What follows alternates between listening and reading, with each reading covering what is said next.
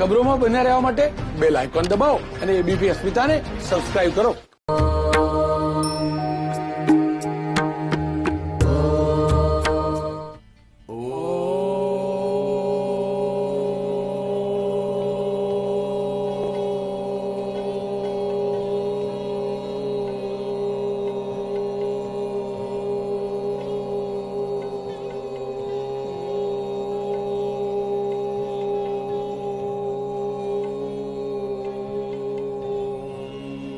દરરોજના યોગની શરૂઆત ઓમકાર અને ગાયત્રી સાથે કરવાની. પ્રાર્થના સાથે યોગનો પુરુષાર્થ કરીને યોગ ભગાવે રોગમાં લાખો કરોડો માણસો અમારે સાથે દેશ વિદેશમાં જોડાઈ ગયા છે અને યોગ થકી આરોગ્ય પામી રહ્યા છે.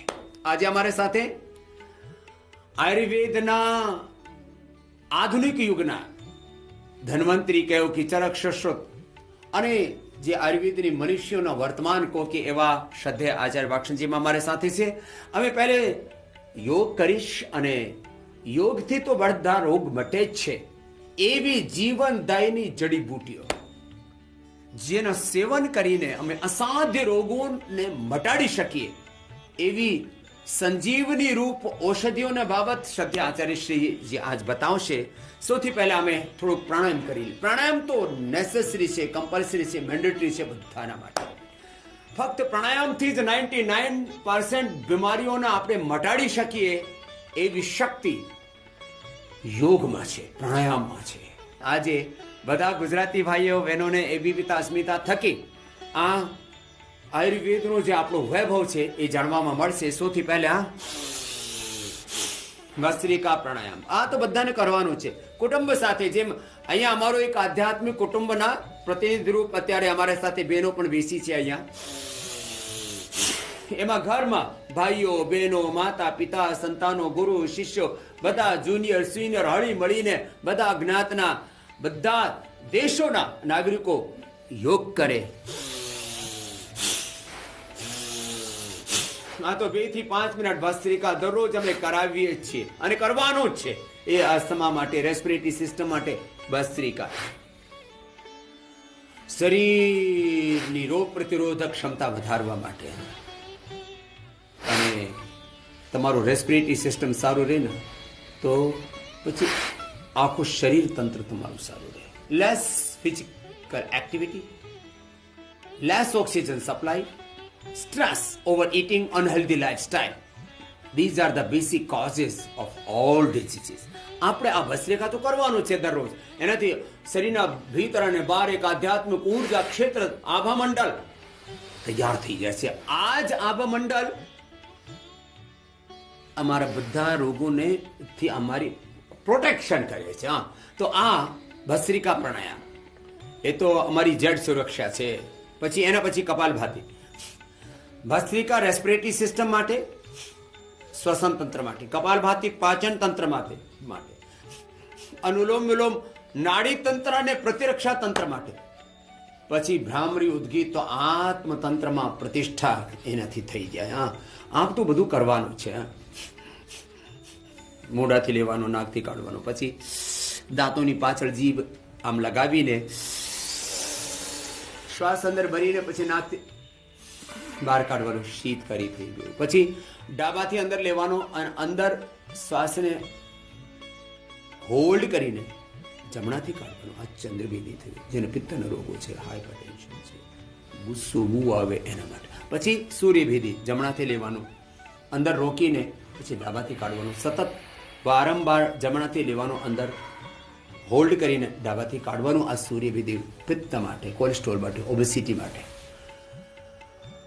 અને વાત માટે પણ સારું છે. પછી નાડી શુદ્ધિ, ન્યુરો પ્રોબ્લેમ્સ માટે, બ્રેન ડિમેન્શિયા, એસએલએમએસ ઓટોમન ડિસીઝ માટે, એસએલઈ માટે બહુ સરસ છે. ડાબાથી લીધું વગેરે ધ્વનિ, સાઉન્ડલેસ, અંદર મૂકીને અંદર હોલ્ડ કરીને પછી જમણાથી બહાર પછી જમણાથી લેવાનું. યથાશક્તિ અંદર હોલ્ડ કરીને ડાબાથી કાઢવાનું. નાડી શુદ્ધિ પ્રાણાયામ થઈ. પછી જેને ફેફસા બહુ જ વીક હોય ને અને બ્રેસ્ટનો ચેસ્ટનો એક્સપ્રેશન પૂરું નહીં થયું હોય તો યોગથી સ્વાસ્થ્ય સાથે એનાથી તો અમારું સ્ટ્રક્ચર પણ બહુ સારું થાય ને, એનાથી અમારી ફિટનેસ સારી રહે, ફિગર સારા રહે. તો જેના આ બ્રેસ્ટનો એક્સપ્રેશન પૂરું નહીં થયું ચેસ્ટનો, તો એના માટે અભ્યંતર પ્રાણાયામ. અંદર શ્વાસ ભરીને પછી 30 સેકન્ડથી 1 મિનિટ સુધી તમે હોલ્ડ કરીને પછી બહાર કાઢી. તો અમે કપાલભાતિ અનુલોમ વિલોમ કરીએ ને, આચાર્યજી અમને જડીબુટીઓ બાબત બતાવશે. તો ખૂબ ખૂબ અભિનંદન. એબીપી અસ્મિતાના બધા જ જે અમારા સાધકો છે, યોગીઓ છે, એની તરફથી શ્રદ્ધા આચાર્યશ્રીના ચરણોમાં પ્રણામ. મેં વિનંતી કરી કે આચાર્યશ્રી એકવાર તમે પણ આવો અને એબીપી અસ્મિતાના અમારા જે ગુજરાતી સાધકો છે, યોગી ભાઈ બહેનો છે, એને પણ આપ આયુર્વેદની સંજીવની આપો. પૂજ્ય આચાર્યશ્રી, અમે પ્રાણાયામ કરીશ અને આચાર્યજી જે બતાવશે એ સાંભળીશ. सबको मेरा नमस्कार. મને સારું રીતે ગુજરાતી નથી આવતો, હું હિન્દીમાં બોલું છું, પણ સારું રીતે आपको समझ में आ जाएगा, इसमें कोई परेशानी नहीं है. तो मेरी बहुत आप सबको वंदन है. पूज्य स्वामी जी आपको प्रतिदिन योग और आयुर्वेद के रहस्यों से रूबरू करा रहे हैं, विशेष करके गुजराती भाइयों के लिए. देखिए, मैं एक तरह से कहूँ कि हमारी जो यात्रा है, एक तरफ तो हिमालय से शुरू हुई और लाभ देने के लिए हम गुजरात पहुँचे. योग और आयुर्वेद की यात्रा हिमालय से लेकर के समुद्र तक पहुँची और उस ऋण से उऋण होने के लिए श्रद्धेय स्वामी जी एक तरह से गुजराती भाषा में ही आप लोगों को बहुत प्यार से प्रतिदिन बहुत व्यस्ततम समय में से भी समय निकाल करके एबीपी अस्मिता के माध्यम से जो आपको सिखा रहे हैं. मेरे बीच में बहुत सारी जड़ी बूटियाँ रखी. श्रद्धेय स्वामी जी ने आज कहा कि कुछ जड़ी बूटियाँ आप बताएं. आपने देखा होगा कि गुजरात में मैंने देखा कि ये जो हल्दी है ना, देखो हरदर जो है, हल्दी एक बहुत ही अद्भुत चीज़ है. ये हल्दी यहाँ पर मेरे पास कच्ची हल्दी भी रखी है और संभवतः गुजरात और कुछ मारवाड़ का जो क्षेत्र है वहीं पर ही हल्दी का जो सेवन है, कच्ची हल्दी का सेवन वहीं किया जाता है. यदि उत्तर भारत की मैं बात करूं तो उत्तर भारत में कच्ची हल्दी का सेवन न के बराबर ही लोग करते हैं. तो वहाँ पर आप लोग प्रतिदिन भोजन में नींबू निचोड़ करके अचार के रूप में ये खाते. ये बहुत ज़रूरी है ये, क्योंकि एंटीऑक्सीडेंट है और इसके अंदर नेचुरल स्टेरॉइड भी होता है. बहुत सारे ऐसे द्रव्य हैं कि जिसके अंदर प्राकृतिक रूप से बहुत अद्भुत द्रव्य पाए जाते हैं. यदि उसको केमिकल के रूप में यदि उन द्रव्यों का कहीं पर उपस्थिति है या वो मिलते हैं तो वो बहुत हार्मफुल होते हैं. मैं एक तरह से कहूँ कि हम प्रतिदिन जितनी हल्दी खा जाते हैं या साल भर में जितनी हल्दी खाते हैं और हल्दी के माध्यम से जितना नेचुरल स्टेरॉइड हमारे शरीर में चला जाता है, यदि उतना यदि केमिकल के रूप में स्टेरॉइड यदि साल भर में पेट में चला जाए तो बहुत हानिकारक हो सकता है, हड्डियों को खोखला कर सकता है. पर ये बड़ी बात ये कि ये जो हल्दी है वो हल्दी हड्डियों को खोखला नहीं करेगा, शरीर को दुर्बल नहीं करेगा, साइड इफेक्ट को नहीं बढ़ाएगा, शरीर की रोग प्रतिरोधक क्षमता को नहीं खत्म करेगा, इसका विपरीत करेगा. यानी हड्डियों को मजबूत करेगा, नर्वस सिस्टम को स्ट्रॉन्ग करेगा, आपकी मसल्स की ताकत को बढ़ाएगा, शरीर की इम्यूनिटी को साथ साथ में रेजिस्टेंस पावर को बढ़ाएगा. तो ये अद्भुत है. तो हल्दी का सेवन, जैसे आपने सुना होगा कि हमारे आदरणीय माननीय प्रधानमंत्री जी भी वो हल्दी वाली दूध की कहानी वो भी सुनाते हैं. हल्दी वाली दूध गोल्डन मिल्क हो गया आजकल, हल्दी की दूध नहीं वो गोल्डन मिल्क हो गया. इसलिए हमारे बाबा लोग भी गोल्डन कलर में ही रहा करते थे. गोल्डन की महिमा है, गोल्ड की महिमा तो गोल्ड कहीं भी दिखाई दे. गोल्ड क्रीम भी बना रखे आचार्य जी, और कोल्ड क्रीम भी गोल्ड ही है. तो गोल्डन कलर जहाँ भी दिखाई दे, अब ये अद्भुत द्रव्य है. तो ये इसलिए आप हल्दी का सेवन जिस भी रूप में आप सेवन करते हैं करते रहिएगा. वो गुजराती भोजन की बात नहीं है, आयुर्वेद की ज्ञान की बात है. हल्दी देखिए पिंपल्स से लेकर के, हल्दी पेट के रोगों से लेकर के, हल्दी दर्द से लेकर के बहुत रोगों में, क्योंकि मेरे पास आज 20 मिनट में बहुत औषधियाँ मैंने बतानी है आपको.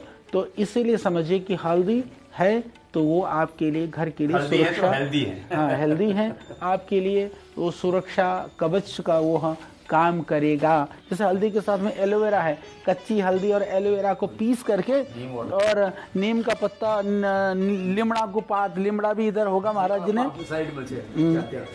साइड में, वो देखो लिमड़ा का पात भी यहाँ है, महाराज जी ने सब तैयार रखा है. मैं तो मेहमान की तरह से बसा बसाए घर में घुस गया हूँ आज. तो ये इससे देखो, ये लिमड़ा के पत्ती कच्ची हल्दी और एलोवेरा, और एलोवेरा यदि ताजी ना मिले तो उसी में ही हल्दी और नीम को पीस करके उसमें एलोवेरा जेल मिला दो, पतंजलि का अद्भुत है, उसको मिला करके, क्योंकि एलोवेरा में वो खुशबू भी नहीं आती, इसमें तो भीनी भीनी खुशबू भी आएगी। आप चेहरे पर लगाइए और देखो दंदनाता हुआ सुंदर स्मार्ट। और ये अभी हमारे त्योहारों का पर्व है और आप सब ने भी खूब धूमधाम अभी दशहरा मनाया और फिर अभी दीपावली हम मना रहे हैं। तो ये सारे पर्वों के साथ साथ में जीवन भी उत्सवमय बना रहे, क्योंकि त्यौहार तो और आते और जाते हैं। शरीर यदि त्यौहार उत्सवमय बन जाए तो हमेशा के लिए खुशहाली लेकर के आते हैं। तो चेहरे पर लगाने से जो पिंपल्स हैं, झाइयाँ हैं, चेहरे की कांति है, उसके लिए बहुत ही अद्भुत है। साथ में मेरे पास यहाँ बहुत सारी जड़ी बूटियाँ, जैसे ये आंवला है, हम सब जानते हैं ये आंवला जो है बड़े हेल्दी है, ताजे ताजे हैं। अभी आंवले का भी इसी तरह से, आंवला ही एक ऐसा द्रव्य है हम बहुत तरह से प्रयोग कर सकते हैं। आंवले को आप सब्जी बना करके खा सकते हैं, आंवले का आप चटनी बना करके खा सकते हैं, आंवले को आप मुरब्बा बना करके खा सकते हैं, आंवले का आप रस निकाल करके पी सकते हैं। और गुजरात में तो हर घर में च्यवनप्राश बनता है, चाहे वो मीठी चटनी हो आंवले की, पर कहते च्यवनप्राश ही है। मुझे पता है क्योंकि मेरे को याद है उपेंद्र जी के यहाँ ज्योति माता याद आ रही है, और एक हमारी माता जी थी साध्वी, वो कई लोग वो बना करके लाते थे च्यवनप्राश। बोले जी च्यवनप्राश है, करा क्या उसको च्यवनप्राश की, इसको कद्दूकस करीने फिर उसको चीनी की चाशनी बनाई, थोड़ी बहुत जड़ी बूटियाँ, शतावर, अश्वगंधा, जो भी जड़ी बूटियाँ पता है, ये देखो ये रही शतावर, ये शतावर, ये रही, ये शतावर डाल दिया, फिर ये अश्वगंधा डाल दिया, ये मूसली भी है महाराज जी ने रख रखी है, ये अद्भुत चीज रख रखी है, और ये दालचीनी डाल दिया, ये रहे इलायची भी है इधर, बादाम डाल देते हैं। हाँ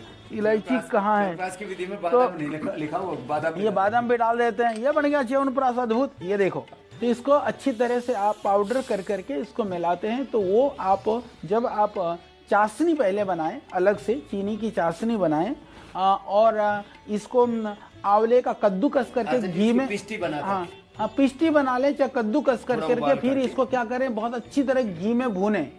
ये बहुत जरूरी है, घी में भून करके जब इसका जली अंश खत्म हो जाए, एकदम हलवे की तरह से अच्छी तरह से हो जाए, घी छोड़ने लग जाए, उसके बाद इन सारी जड़ी बूटियों को इस जड़ी बूटियों को जो है ना हम अच्छी तरह से पाउडर कर करके उसके बाद में चाशनी बना करके इसका कद्दूकस और जड़ी बूटियों का पाउडर यदि उसके अंदर मिला देते हैं तो वो कभी खराब भी नहीं होगा, और वो हमेशा के लिए बहुत ही अद्भुत आपका च्यवनप्राश ये तैयार हो जाएगा। सर्दी का मौसम है तो इस बार आपके च्यवनप्राश में थोड़ा सा सहयोग हमने भी कर दिया है।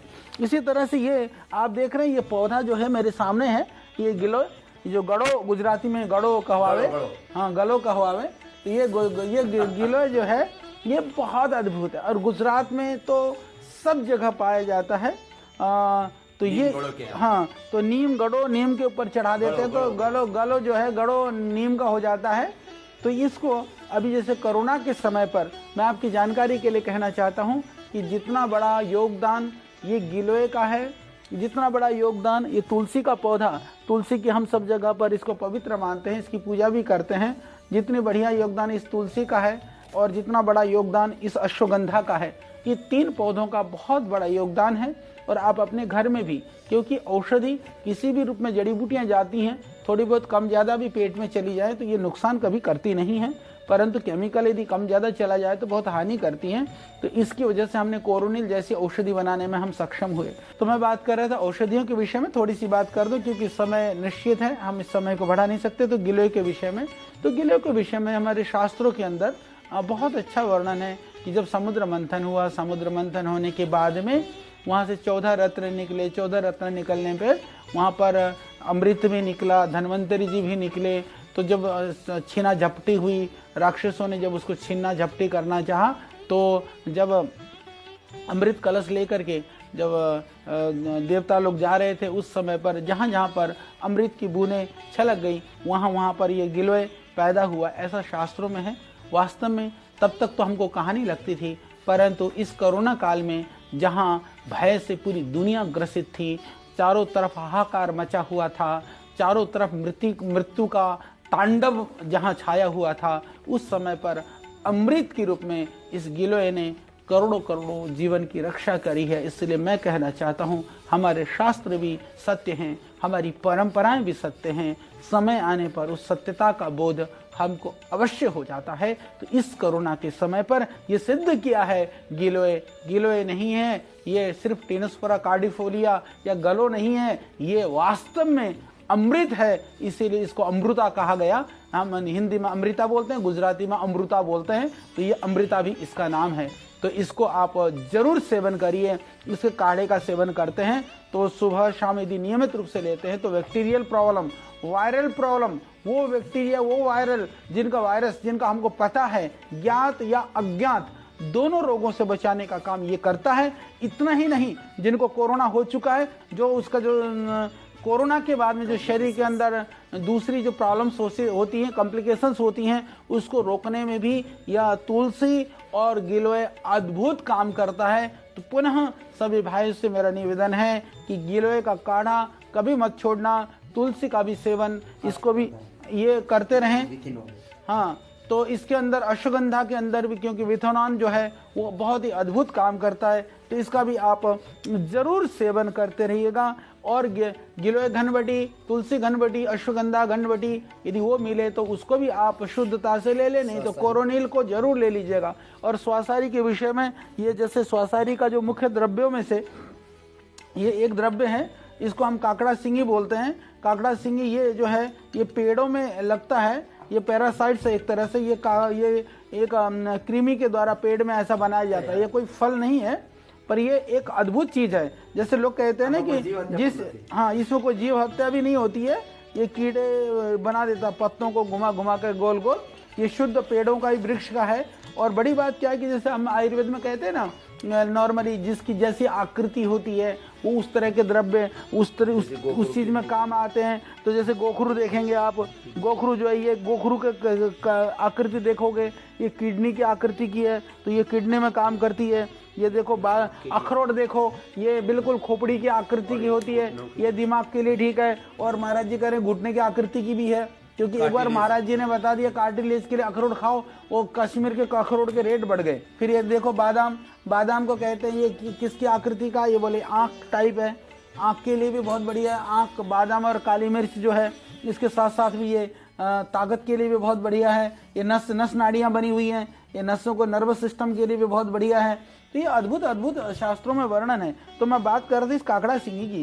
काकड़ा सिंगी के देखो ना जरा ये आकृति, जैसे आपने देखा होगा ना टीवी पे वो कोरोना का जो वो दिखाते हैं ना, और जब वायरस को दिखाया जाता है गोल गोल गोल गोल घूमता कांटे की तरह से, बिल्कुल अद्भुत है। ऐसा ही है, सेम है। कुछ लोगों ने हमको सबसे पहले जब कोरोना की बात हुई बोले जी आचार्य जी ऐसा कहते हैं शास्त्रों में जिस तरह की आकृति का जो रोग होता है बोले उसके लिए वो दवाई ठीक होती है, बोले धतूरा खिलाओ ये कोरोना के लिए। मैंने कहा भाई साहब धतूरे से तो वो बोले वो खाए नर बौराए, वो खाए वो पाए नर बौराए, तो खाएगा तो पागल हो जाएगा, धतूरा नहीं खिलाना। फिर हम ढूंढ भी रहे थे तो ये हमको दिखाई दिया, क्योंकि आयुर्वेद में पहले से ही इसका जो श्वसन तंत्रों में जो रेस्पिरेटरी सिस्टम है उसके ऊपर इसका बहुत ही अद्भुत काकड़ा सिंगी का प्रभाव है।